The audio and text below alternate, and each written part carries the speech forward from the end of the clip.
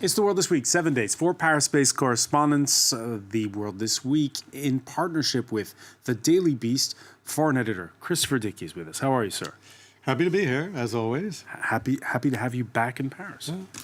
Also joining us, Leila Jacinto, who's made the trip from the second floor internet desk newsroom at France24.com. How are you? Good to be here. Good to have you. Agnès Poirier, London correspondent for the French news weekly magazine Marianne, who shuttles on the Eurostar. I do. Thank you for being with us as well. And we have with us as well correspondent at large for Israeli daily newspaper Haaretz, Dov Alfon. Nice to see you. The World This Week on Facebook and Twitter, # World This Week.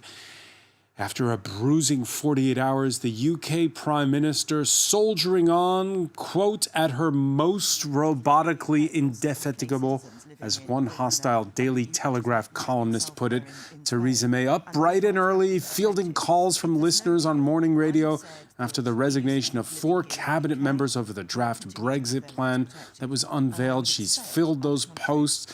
She's fending off for now that call for an open revolt from hard Brexit conservative backbenchers. I think a coup is when you use illegitimate procedures to try and overturn somebody who is in office. This is working through the procedures of the Conservative Party. It is therefore entirely constitutional, and dare I say to Newsnight, coup is the wrong word. So is that not a coup going to work or not, Agnès Poirier?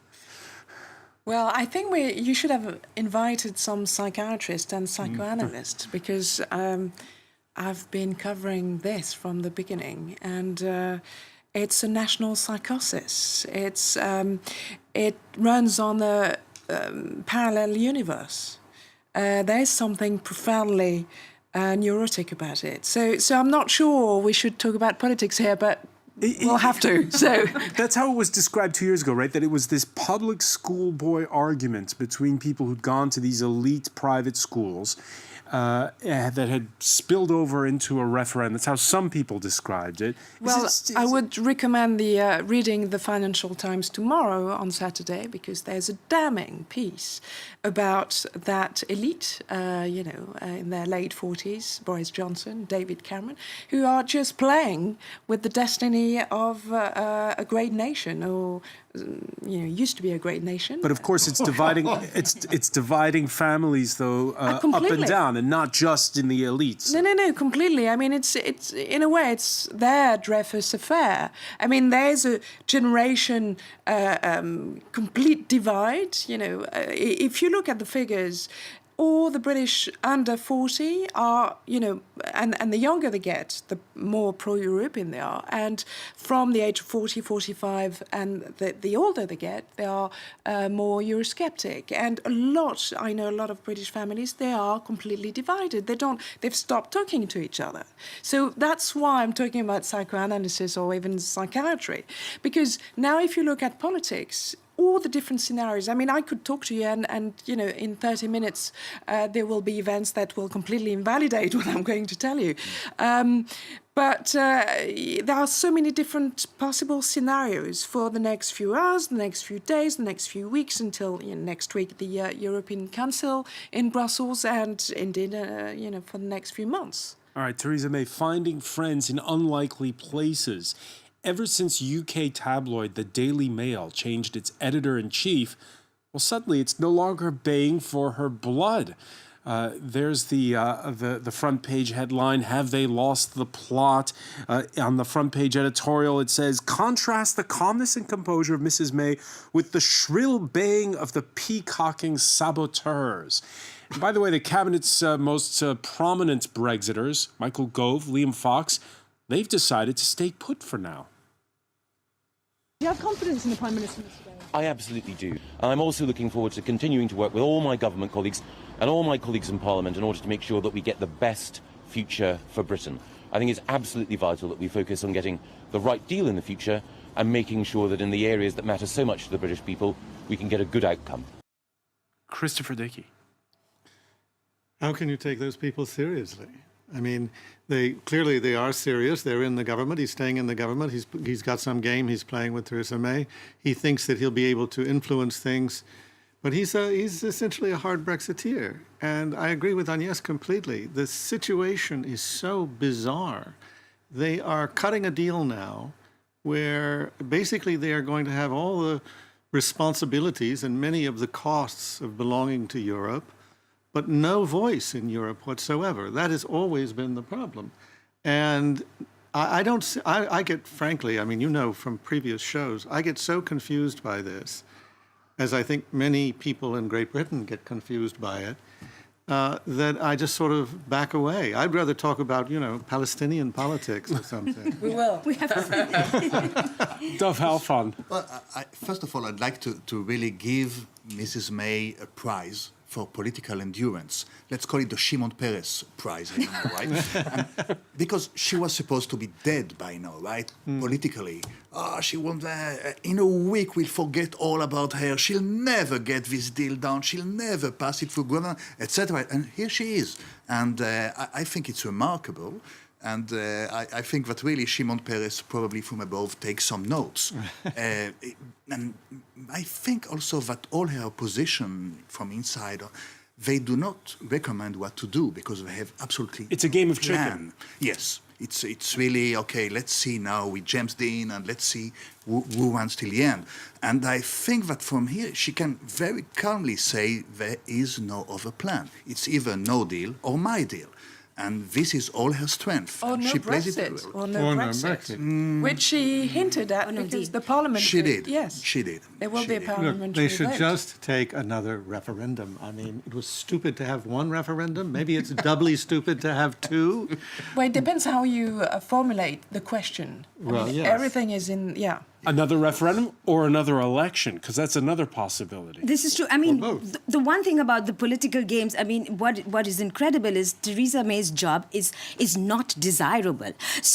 You know, you remember David Cameron whistling as he said, you know, he's quitting this job. So who even wants this job? Who wants to be responsible for the, you know, the messy Brexit that comes out of it?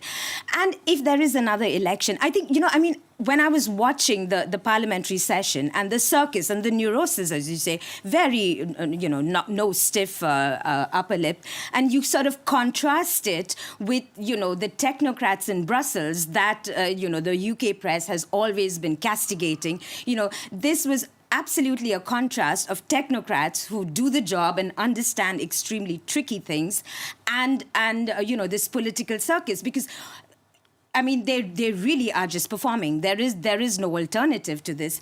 And you know, and I started thinking, you know, this term technocrat, you know, it got a really bad vibe at some point. But you know, I mean, if you just look at the verb, it means a skilled technician. You know, and it was a leftist concept during the Roosevelt era. And now, you know, people are voting on something that they do not understand. I mean, the number of journalists, British journalists, who cannot quite explain backstop. So, you know, so such complex things, we're going to put it to the voters again.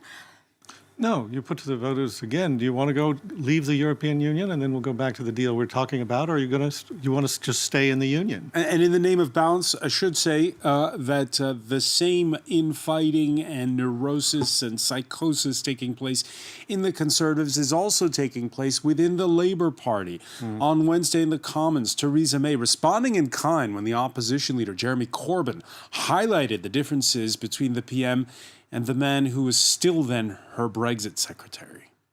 But he wants to talk about different positions that are being taken. What we're doing is delivering a good deal that would deliver on the vote of the British people. We're delivering Brexit. What have we seen recently from the Labour Party? Well, the Labour leader said we can't stop Brexit. The shadow Brexit secretary said we can stop it. So when he stands up, he should make it clear. Is it Labour Party policy to stop Brexit? Jeremy Corbyn! Mr. Speaker, Labour respects the result of the referendum. But what we don't respect is the shambolic mess that this government has made of negotiations. Great rhetoric, but he doesn't really answer her point, does he? Well, he's a Brexiteer. You know, he wants Brexit. He's not going to stop it. The problem is, the majority of British Labour MPs are pro-European. So how do you square the circle? To go back on what's might happen, as you're saying, a new PM is not going to change anything. That's why I think Theresa May is going to stay, even if there might be a vote of no confidence, if they get enough letters. And she's shown resilience. And she wants to deliver what the referendum agreed on, Brexit, even though it was based on lies. Therefore, there are people asking for a second referendum. Perhaps a new election would change things, but perhaps not, because of the contradictions and the civil war, really, of the Labour Party. So whichever way you look at Brexit, it's a headache for everyone. All right, the man sitting next to you is sometimes on this panel complained that he's a little bit bored by the whole Brexit saga. I think I'm Chris doing a very Radicki, this week you weren't bored. Tell me you weren't I'm bored. doing a very good job trying to stay awake. You at the can't moment. be bored this week. There's no way. No. The debate, come on, the debate was great fun. I mean, the segment you just showed, it was great. I couldn't turn it off. I was absolutely riveted. If you ask me what was said, I can't remember a goddamn thing, but I loved watching the show. All right. We don't know whether there'll be an early election in Britain. There's probably a better chance of there being an early election in Israel. Now, it's the Sabbath there. That means we won't know if the cabinet will fall, at least not until the Sabbath is over. Sources within the ruling coalition predict early elections after the resignation of far-right Defense Minister Avigdor Lieberman, who'd accused Prime Minister Netanyahu of capitulating to terror earlier in the week when the coalition government agreed to an Egyptian-brokered ceasefire with Gaza. This after the worst cross-border fighting since 2014 was triggered by a botched raid by Israeli commandos into that Palestinian territory. What happens after Saturday night? The famous saying by Henry Kissinger, Israel is the only country in the world who has absolutely no foreign policy. It has only domestic policy influencing its foreign policy. And so the bizarre game of coalition suddenly blew up to a major crisis with Egypt, with Gaza, with the United States, and everybody's just asking, okay, that's okay, but what's going on with the Israeli government? And nobody knows. Netanyahu is a key player, a veteran of coalition deals, of sudden surprise decisions. He has a coalition of 61 from 120. All he has to do is to convince 2 or 3 MPs from the Labour Party or from any other small party to join the effort to stay away from Gaza, to stop a possible war, and he might very well succeed in that. All right, but what would that do? Because right now it's the most right-wing government Israel has ever had. What lies ahead? Well, it's funny because he wanted this government. He had an alternative of going with Yitzhak Herzog and the Labour Party. He preferred to go to a right-wing government, the most right-wing Israel have ever said.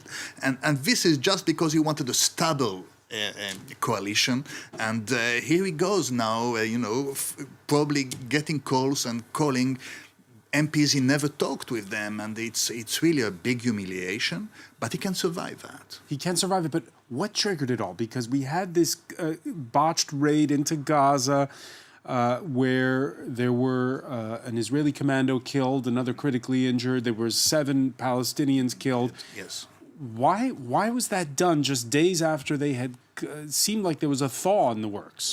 First of all, it's probable that this kind of operation go on every night or every week. It's not. It's very regular duty for an occupying army to enter a frontier and check what's going on the other side. I think that Netanyahu didn't know that this is what's going to happen. It's probable that Avigdor Lieberman knew perfectly well that the operation is under when his prime minister is in Paris talking about the end of wars. And this is the game, this is exactly the Kissinger saying, it's only domestic policy. There is absolutely not one thought about the millions of Palestinians or about the peace. It's all about who has the power. Christopher Dickey? No, absolutely. I think that's a very good analysis. I mean, it really is hugely ironic that Avigdor Lieberman presumably approves this raid that gets completely screwed up, starts fighting that basically neither side wanted.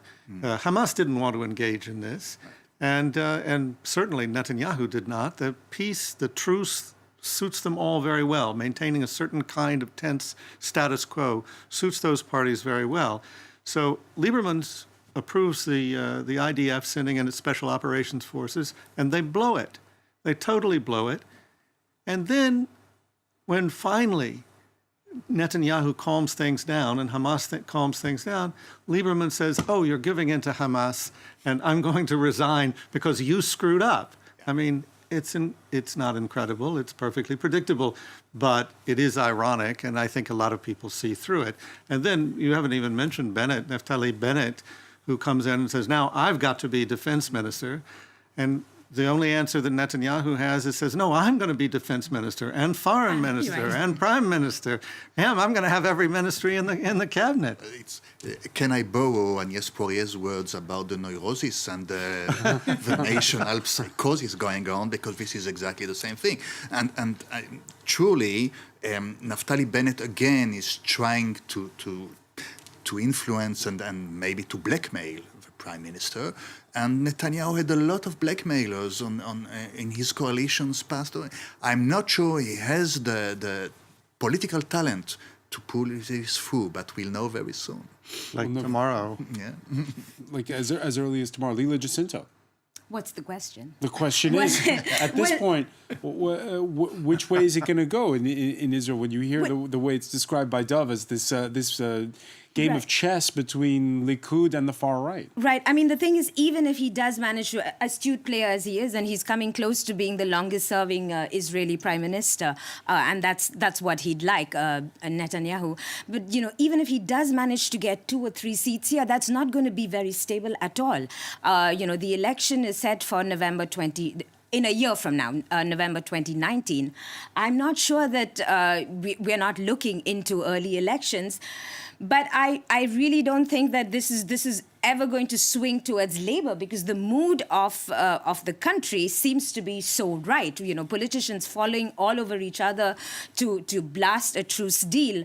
So in terms of the Palestinians, that really is not going to change, and I think we probably would have early elections in Israel, but not really any dynamic change in the Middle East conflict. All right, when we come back, we're going to take a look at that Twitter storm from the other side of the Atlantic that was directed at France's president. Stay with us. You're watching The World This Week.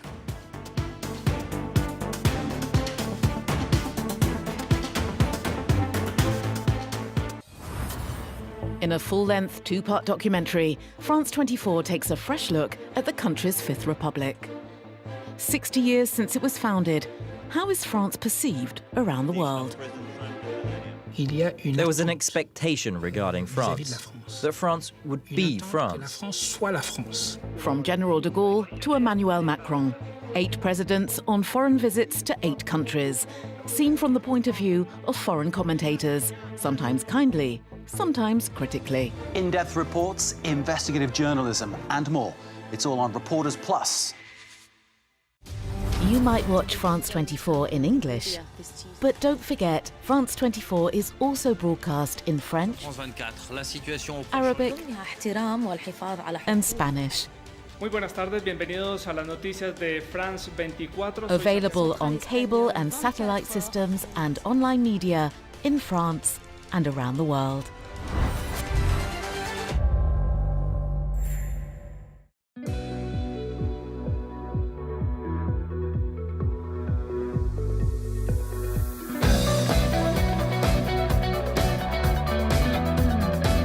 France 24, every art form.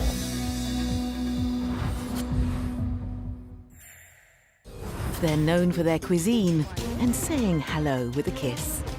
They only work 35 hours per week, when they're not on strike, that is. How true are these clichés about France? Every week, Florence Villeminot tears apart stereotypes. Join us for insight into French culture and current events to understand what makes the French so unique. French Connections, presented by Florence Villeminot on France 24 and France24.com.